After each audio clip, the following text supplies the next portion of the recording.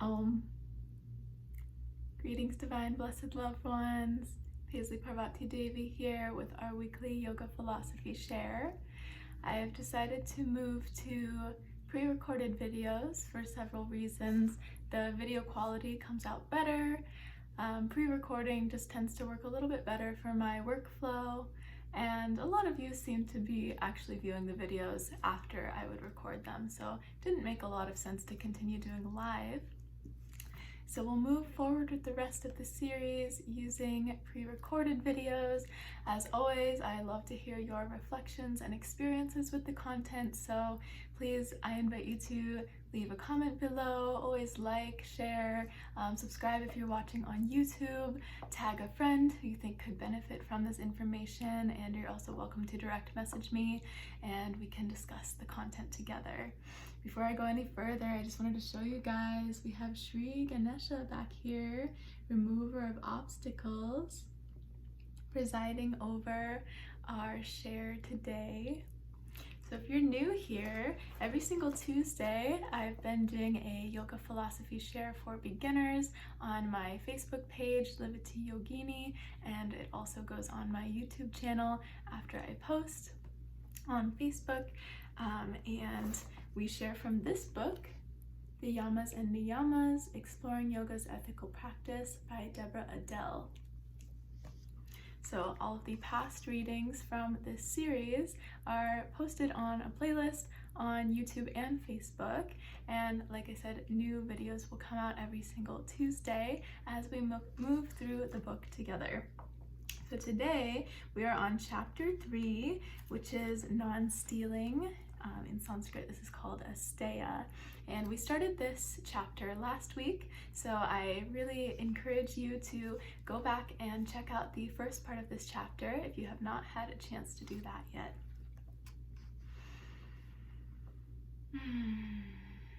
So taking a moment to settle in here wherever you are, taking a few breaths in through the nose and out through the nose. Perhaps closing the eyes if it's practical to do so. Settling in wherever you are, standing, sitting. Just taking a moment to set aside whatever you're working on. Just center in with me for a moment.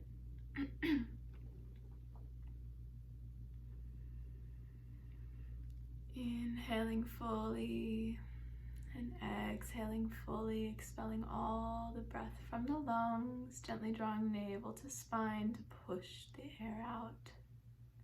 And then slow, smooth, deep inhale, drawing the air back in.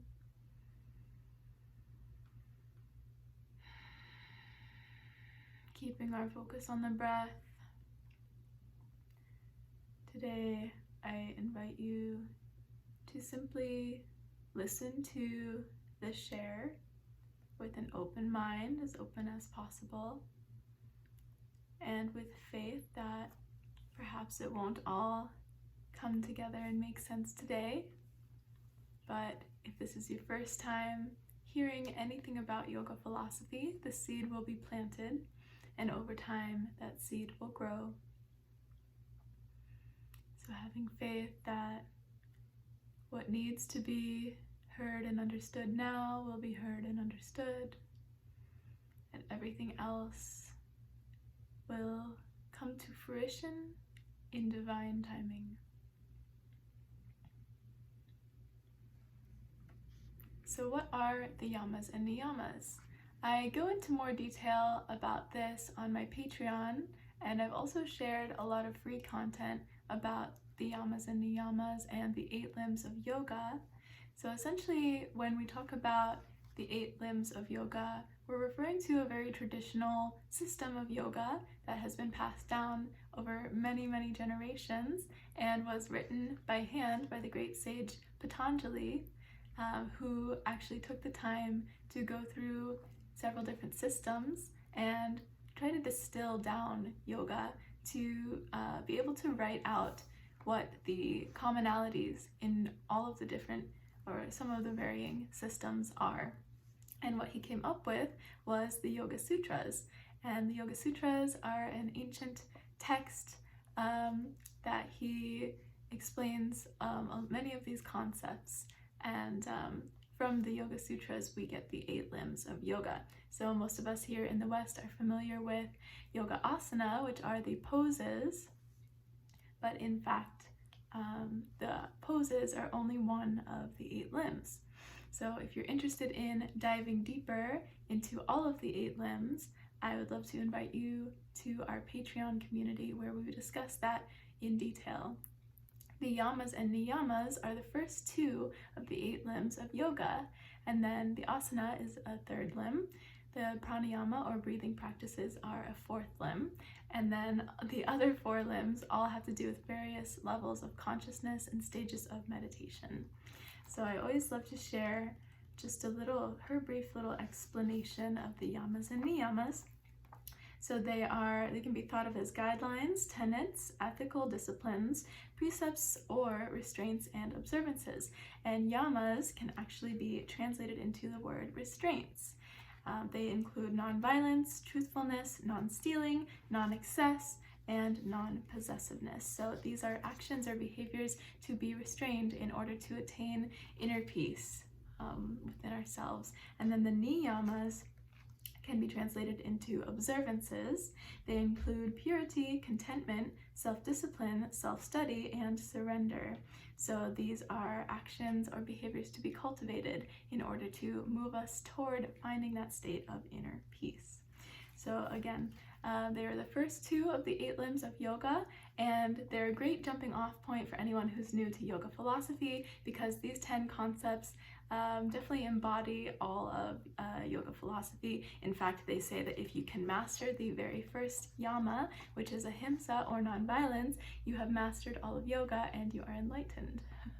Now, of course, our goal for today is not to become enlightened necessarily, but to bring some light and shed some light on the day-to-day by reflecting on some of these concepts. And I always like to also share that the concepts are circular. So like I said, maybe not all of this lands today, maybe it doesn't even make sense today, but the seed has been planted. So then next time you come around to these concepts, maybe you can go a little bit deeper with them and understand a little bit more. And that is why I felt inspired to share with you, because in my lineage where I'm studying currently, we have a saying, teach to learn. And so as I go through the book with you guys and share continuously with you guys, it helps me deepen my understanding as well. So without further ado, we'll get into the second half of the chapter on Asteya, or non-stealing. So again, sharing from the book by Deborah Adele, and this section is called Stealing from Ourselves. Not only do we steal from others, the earth, and the future, but we steal from our own lives. In all the ways we impose an outside image of ourselves onto ourselves, we are stealing from the unfolding of our own uniqueness. All demands and expectations that we place on ourselves steal from our own enthusiasm. All self-sabotage, lack of belief in ourselves, low self-esteem, judgments, criticisms, and demands for perfection are forms of self-abuse in which we destroy the very essence of our vitality. All the ways we live in the past or future steal from ourselves, and all the ways we put up fences, whether real or imagined, around our physical belongings or around our mental ideals. We put up barriers that steal from the full expansion of our own lives. We are captured in a culture where our very identity is tied up with our accomplishments. We wear all we have to do like a badge on our shirt for all to see. In this rush to get to the next thing, we have no time left for ourselves to digest and assimilate our lives, and this may be our biggest theft of all. We need time to catch up with ourselves. We need time to chew and ponder and allow the experiences of life to integrate within us. We need time to rest and to reflect and to contemplate. I experienced the truth of this need a few years ago when I was on the fast track. After 3 years at a grueling pace, I woke up one morning to realize I no longer had access to the experience of my life. It was one of the strangest feelings I have ever had. I have no words to describe the feeling except to say that I no longer could remember any experiences of where I had been or what I had done. It was just too much for my system. It was an overload and my system shut down. It just quit. I had taken no time in those 3 years for even the semblance of reflection or integration. It was just on to the next thing, full speed ahead. Because I had not taken time to pause and allow my experiences to become part of me, I did not get to keep the experiences. They were gone. I had stolen this part of my life from myself. Beautiful. So, how many of us can relate to that, right? All self-sabotage, lack of belief in ourselves, low self-esteem, judgments, criticisms, and demands for perfection are forms of self-abuse in which we destroy the very essence of our vitality. So we tend to think of egoism or an egotistical person as someone who's maybe very narcissistic, very full of themselves, thinks that they're like the greatest person, but it's important to know that the ego can feed off of positive or negative energy. So it's just as egotistical to tell ourselves that we're bad or that we can't do something or we'll never be able to do it right or we shouldn't put ourselves out there because we can't be perfect. And that's not to say that we're bad. That's not to blame anyone for being egotistical. We have a very skewed sense of, or a very specific context of being egotistical, which has a negative connotation. But the way I look at the ego in terms of yogic philosophy is it is our defense mechanism. It is our way of keeping ourselves safe. And so if we've learned that the way to keep ourselves safe is by keeping ourselves small and telling ourselves, don't ever try anything different or new, don't go out on a limb, don't make yourself vulnerable because then you might get hurt. And of course there's a time and a place for that, but it also can be very problematic for us because when we keep ourselves small and stay quiet and don't allow the beauty of our gifts to be seen, then we can't share ourselves with the world, and the world wants to know us. The world wants to experience our gifts.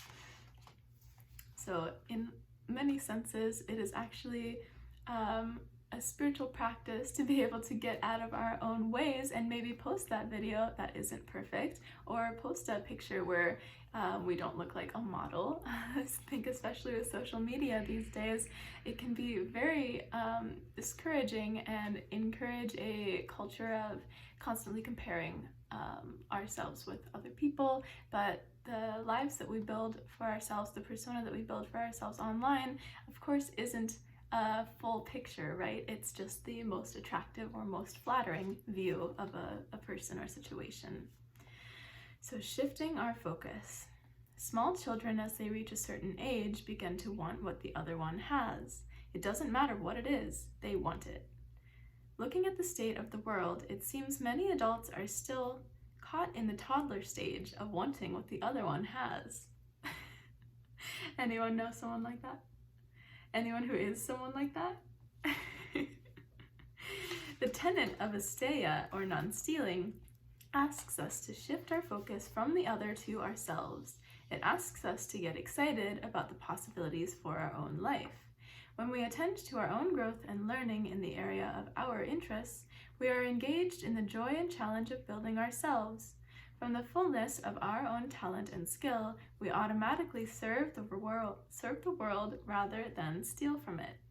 This shifting of focus is illustrated by the following example. In India, during major festivities, elephants are paraded down the narrow streets, proudly dressed in silks and jewelry, carrying the likeness of a deity on their backs. Along the way, vendors displaying luscious treats and sparkling jewelry are numerous. The elephants, being curious and playful by nature, can't help but swing their trunks this way and that in an attempt to capture the glitter and treats lining the streets. Destruction and chaos quickly follow. However, the trainers, knowing their elephants' adventuresome nature, have learned to coax them into wrapping their trunks around a bamboo shoot. Now, as the elephants march down the street carrying their bamboo shoot, the parade continues smoothly. We are much like those elephants. When we don't know what we want, or we don't have the courage to pursue it, everything that everyone else is doing looks tempting to us. We begin to lust after others' accomplishments and others' possessions.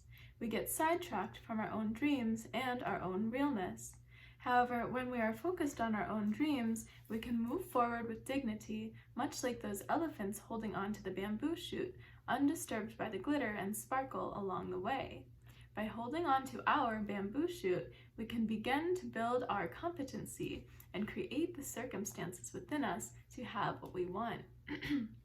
So instead of constantly looking outward, constantly comparing ourselves to others and saying, well, she's doing this and they're doing that and he's doing this and I'm not doing those things, so I must not be as good as that person, or that person is annoying, or that person is narcissistic or full of themselves, or X, Y, and Z, like all kinds of labels and blames, right? Because not necessarily because that person actually is that way.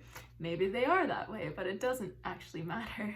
What matters is our internal dialogue about that with ourselves. And so the point that she's trying to make is that if we're able to withdraw our attention and focus from what other people are doing and just simply focus on what we're doing, then we're honing our skills and offerings. We're doing more, we're creating more, and it's not as important to necessarily produce more, but rather just to focus on ourselves so that we can give ourselves the care and love and attention that we so deserve, that we've so been starving for.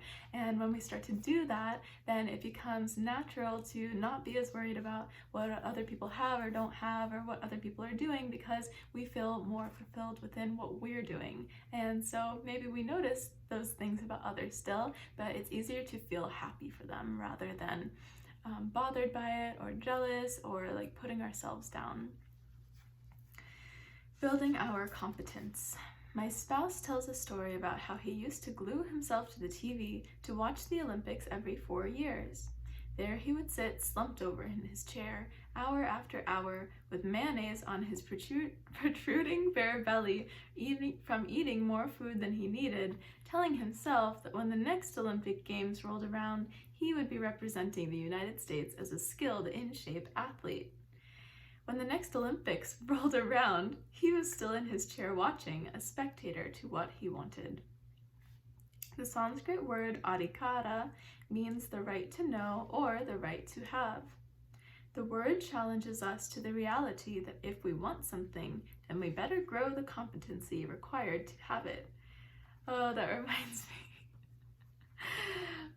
me of when I was pretty young, probably like 12 or something. I had this like dream to be a rock star. But I didn't play any instruments. Like, I can sing, but I'm not like the best singer, and that's not ever something that I've tried to put the effort into cultivating. And I remember like telling my dad that once, and he responded with like, well, you better start practicing then. Like, if that's something you really want, you should probably start trying to cultivate that now, because the people who end up being successful in that definitely put like the time and effort into it, you know? So that's what this story reminds me of. Like the story above, we can dream and wish all we want, but we only get what we have the competency to have and keep. Anything else is stealing. And that's not to say that I wouldn't be able to, in theory, become a rock star. It's just that I need to get real about actually putting the time and effort and energy that would be required into creating that life for myself, if that's something that I really want. We can't just sit in front of the TV and expect that someday we'll become a movie star if we're just spending our time sitting in front of the TV, right? Think about people who win big bucks in the lottery and within a year are back to being broke. Or think of CEOs who run companies into the ground because they don't have the skill to manage a huge corporation. In both of these cases, these people are stealing. They're trying to have something beyond their competency. Our outcomes in life are consistent with our abilities, not necessarily our wishes or goals. Competency includes the ability to see what is right before us. I used to tell myself the story that I worked hard and prayed hard, but never really got what I was after. Now, as I look back, I understand that I didn't have the competency to see that what I had worked for and asked for was right in front of me, and I couldn't contain it, or sometimes couldn't even see it. A colander is an excellent example of adhikara. Again, adhikara, she defines as the right to know or the right to have. So a colander is an excellent example of adhikara. We may see something so earnestly, and yet if we are full of holes like the colander, what we want will always elude us. Building our adhikara is plugging our holes by growing our competency in the area of our desires. Building our competency takes practice and learning, and I think it's important to define what competency is, because again, it's not whether you're good enough at something or good enough in general. It's not whether you have the talent. It's more about honing the skill and actually putting the time and effort into something. For example, you could have a natural talent to be an excellent artist, but if you never ever sit down and actually draw something, maybe that thing comes out, maybe that one time that you sit down and actually do draw something, it comes out nice because you're talented, but it still wouldn't be the best that it could be, versus if you sat down every day for a year and drew something and actually practiced and honed that skill and put the time, effort and energy into honing that skill. Then you could take something from being a natural talent into being an amazing skill that you can actually apply and use to actually accomplish your dreams or whatever hopes and desires that you'd like to fulfill. So building our competency takes practice and learning and humbleness, right? Because just because we're naturally good at something, or maybe we're naturally bad at something, practice can always show us how to improve. Or in the case of being bad at something, practice can, of course, let us improve, but also let us realize, hey, I can actually do this. It doesn't have to just come naturally to me. I can actually cultivate the skill to be able to do this. And that's really empowering, right? So preparing ourselves to hold what we want is an exciting full-time job. It moves us away from any victim stories into full responsibility for our lives. How many times do we wish for more money, but we wouldn't have a clue what to do with it, at least sensibly, if it did show up? Asteya, or nonstealing, demands that we become capable of stewarding what we ask for. Learn about money and investments. Be savvy with the money you do have. Be prepared. Be generous. Have the adhikara for what you want. You may have seen the delightful film My Big Fat Greek Wedding. Nia Vidarlos was a struggling comedian who told stories about her Greek background and her non-Greek husband. Rita Wilson, wife of Tom Hanks, caught Nia's comedy routine one evening, loved it, and thought her story would make a great movie. Nia Vardarlos was prepared. She had already written the movie script. In Nia's words, Rita Wilson is Greek, and she came to the show and she said this should be a movie, and I handed her the screenplay. She sent her husband Tom Hanks to the show. He called me up and said, "We're going to make your movie, and you're going to play the lead role." Nia Vidarlos was ready. If we are not prepared to contain our deep desires, we can easily find ourselves stealing in all kinds of inappropriate and destructive ways. This jewel asks us instead to focus on our desires and then build the competency to have them. It leaves us with the question, are you available to what you want? It opens the door for us to seek out mentors and learn from people who have already accomplished what we are seeking. It also opens the door to the fun of learning new things. We can find someone more accomplished and skilled, maybe even radical, than we are, and learn from them and how to plug our own holes of incompetence. And so that we don't steal from them, we can compensate them fairly. So paying our teachers, right? If we want to study something, for example, I study obviously the great science of yoga, and I pay my dues to yoga by paying to support the institution where I am becoming educated, and also choosing to become educated at an institution that I have vetted to an extent and found to be extremely traditional and extremely authentic. When I realized that somewhere along the line I had forgotten how to play, I hired my teenage granddaughter as my play coach.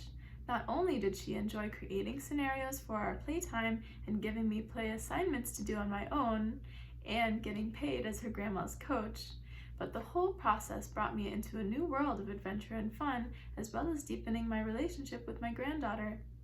In the book The Ultimate Gift by Jim Stovall, we meet a self-made billionaire named Red who is about to die. Discerning where to leave his companies, investments, and other assets, Red looks at his family and sees only selfishness and greed, a family spoiled by the money that has made their lives so easy. Red decides to make amends with his one grandson. The story unfolds as, after Red's death, the will is read to a family gathered in high expectation, only to leave one by one angry at what the will has revealed. However, to grandson Jason, Red leaves 12 tasks that must be fulfilled in order for Jason to receive his inheritance of unknown monetary value. Task by task, a begrudging Jason learns important lessons about the value of work, friendship, service, etc., until he has become an entirely different person. Rather than a spoiled trust fund baby, Jason is now a competent, compassionate, and skilled leader, ready to give millions away to people and projects that can make a difference. In case you aren't familiar with the storyline, I won't spoil it for you. Suffice it to say, by the time we know what the full monetary value of Jason's inheritance is, it doesn't matter to Jason or to us. That's a nice concept, right? Wouldn't it be great if everyone who had, say, like $1 million or more had to go through a process to like complete certain tasks and learn certain lessons about the value of humanity and how to like be more compassionate and care for humanity before they actually had access to that money? I wish that was how the world worked. In the story above, the grandfather had the foresight to give his grandson step-by-step tasks that, should he succeed at each task, would grow Jason into a person competent to have $1 billion worth of investments handed to him. I think life is like this. It gives us tasks that should we succeed, grow us into the kind of people that life can trust with important things. And like Jason, often we mistake these tasks as a burden rather than an opportunity to grow our compassion and skill level. The grandfather knew that it is not the accumulation of things that ultimately gives us satisfaction, but the accumulation of values and competency. The jewel of non-stealing asks us to build our competency with life itself. Where stealing unleashes pain and suffering on ourselves and others, building our competency opens up a world of joy and possibility. It is a grand adventure to turn our attention away from stealing and towards the lifelong task of shaping ourselves into someone of value. So at the end of every chapter, she always gives several little like homework assignments or reflection journaling prompts, any way that you want to use them. So like I said, we started this chapter last week and we finished it this week, so I'll share the last 2 prompts, which I would love for you to reflect on and see if you can incorporate them into your daily lives for the next coming week until we get into the next chapter. So this week, live as a visitor to this world rather than an owner. Notice how much is available to you to use and enjoy without needing to own them. Parks, libraries, concerts, sunsets, etc. And then the last one. This week, think about your dreams and goals and make a list of things to do, study, or try that would increase your knowledge and competency and bring you closer to your goal, thus building your adhikara. And one more time, we'll define the adhikara. The right to know or the right to have. So what do you do on a daily basis, or at least a consistent basis, that builds your competency and skill so that you have the right to know or the right to have whatever it is that you'd like to know or have? This week, think about your dreams and goals and make a list of preparations, basically, things to do, study, or try that would increase your capacity to hold those things should the opportunity to have them fall into your lap. Okay, y'all, so that does it for this chapter on Asteya or non-stealing. Again, I invite you to go back to last week's video and listen to the first half of the chapter if you have not already. And if you resonate with this content, you're interested in learning more about yoga philosophy as well as Ayurveda and recipes, healthy lifestyle and self-care tips, I would love to have you in the Live It to Yogini Patreon community. I'll leave a link up here for you guys to check out the video related to it, and there will be a video in the description box as well, so that you can go and see what's going on over there and what we have to offer in the community. We have an amazing tribe, like soul family for sure, super beautiful people. And you can join us just for around $3.33 per month. That's what the starting price point is. Again, if you enjoyed this video, please like, comment, subscribe, share, tag a friend. Yeah. I love you guys so much, and I will see you next week for the next chapter. Om Shanti.